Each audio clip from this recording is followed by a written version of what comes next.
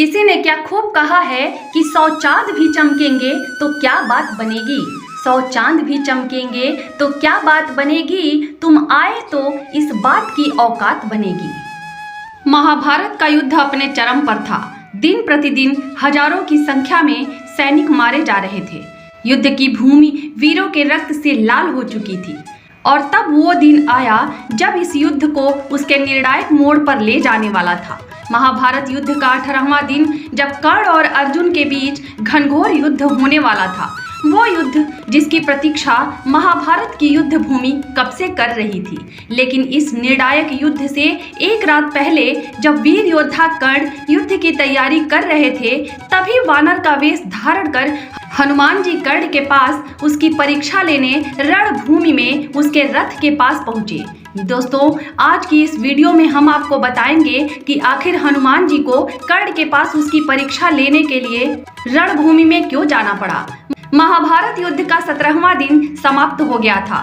अर्जुन और कर्ण के बीच घनघोर युद्ध हुआ, जिसमें कर्ण ने अर्जुन को जीवन दान दिया। कर्ण के पराक्रम को देख हनुमान जी, जो अर्जुन के रथ पर स्वयं ध्वज के रूप में विराजमान थे, बहुत प्रसन्न हुए। वह भगवान श्री कृष्ण के पास पहुंचे और उनसे हाथ जोड़कर बोले, हे प्रभु, आज युद्ध भूमि में मैंने कर्ण के अद्भुत पराक्रम को देखा। वह आज युद्ध भूमि में किसी के रोके नहीं रुक रहा था। मैं कर्ण से अत्यंत प्रभावित हूँ। हे प्रभु, मैंने युद्ध भूमि में उसके पराक्रम को तो देखा, परंतु अब मैं उसके मनोबल की परीक्षा लेना चाहता हूँ। भगवान श्री कृष्ण ने मुस्कुराते हुए उन्हें कर्ण की परीक्षा लेने की अनुमति दे दी। हनुमान जी ने एक वृद्ध बानर का वेश धारण किया और वे उस वीर की परीक्षा लेने पहुंचे, जो इस महाभारत का सबसे बड़ा योद्धा था। रात्रि का समय था। उस रात आकाश में चंद्रमा भी मौन था, मानो वह भी कल होने वाले युद्ध की प्रतीक्षा कर रहा था।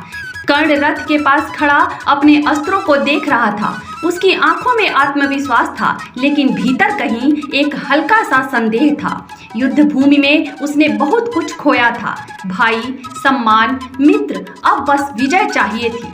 उसी समय एक वृद्ध बानर सामान्य लेकिन तेजस्वी स्वरूप में वहां आ पहुंचे। शरीर पर धूल थी, आंखों में चमक और हाथ में एक साधारण लकड़ी की लाठी। वो बोले, वीर योद्धा, क्या तुम ही कर्ण हो? दानवीर कर्ण ने सर झुकाया। हाँ वृद्ध, मैं ही कर्ण हूँ, बताइए क्या सेवा करूँ? वानर मुस्कुराए, सेवा की नहीं, परीक्षा की घड़ी आई है। कल तुम अर्जुन से अपना निर्णायक युद्ध करोगे, पर मैं देखना चाहता हूँ कि तुम सच्चे वीर हो या नहीं। यह सुन कर्ण चौंक गया। उसने वृद्ध बानर से पूछा, परीक्षा, वो भी इस क्षण? बानर बोले, हाँ, यह वृद्ध काया थक गई है। जरा अपना रथ भूमि पर बैठा दो और मैं इस रथ के चक्के पर बैठकर विश्राम करूंगा। कर्ण को बात सरल लगी। उसने विनम्रता से रथ का चक्का भूमि पर झुकाया और वानर को चक्के पर बैठा दिया। परंतु जब कर्ण ने फिर रथ को उठाना चाहा तो रथ टस से मस नहीं हुआ। कर्ण जितना बल लगाता, रथ उतना भारी लगता। उसने पूरे शक्ति लगा दी। कर्ण अब पसीने से लथपथ हो चुका था, वह थक गया था। उसने देखा वो वृद्ध बानर मुस्कुरा रहे थे और फिर उनका स्वरूप बदलने लगा। उनकी काया विशाल होने लगी, मुट्ठियां वज्र जैसी, पूंछ आकाश तक उठी और आंखों से तेज निकलने लगा। कर्ण आश्चर्यचकित रह गया, क्योंकि सामने खड़े थे महाबली हनुमान। कर्ण ने विस्मित होकर हाथ जोड़े, प्रभु, यह क्या लीला थी? हनुमान बोले, कर्ण, मैं तेरा मनोबल देखने आया था। तेरे भीतर संदेह है, अपने अस्त्रों पर, अपने भाग्य पर, अपने धर्म पर। कर्ण ने सिर झुकाया, लेकिन मैं तो सदा धर्म के लिए लड़ा, फिर मेरी निष्ठा पर प्रश्न क्यों? हनुमान का स्वर गंभीर हुआ, तू वीर है, इसमें संदेह नहीं, पर जब तू अधर्म में साथ खड़ा होता है, तब तेरा बल भी तुझसे विमुख हो जाता है। अर्जुन के रथ पर मैं स्वयं ध्वज के रूप में हूँ, पर आज मैं यहाँ तेरे समक्ष आया हूँ। मैंने आज रणभूमि में तेरा पराक्रम देखा।